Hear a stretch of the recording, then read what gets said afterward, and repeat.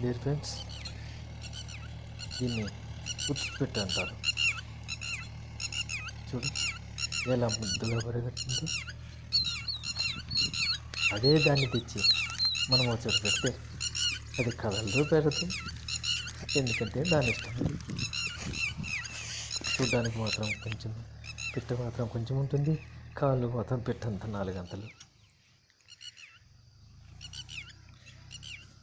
ఇంకో వారం సరిగేసరికి తల్లి కాబట్టి ఇది కూడా లేచి మనల్ని ఎగతాళి చేస్తూ ఉత్తుమని అరుస్తూ వెళ్ళిపోతుంది. ఈ పిట్టలు సాధారణంగా పొలం గట్ల వెంబడి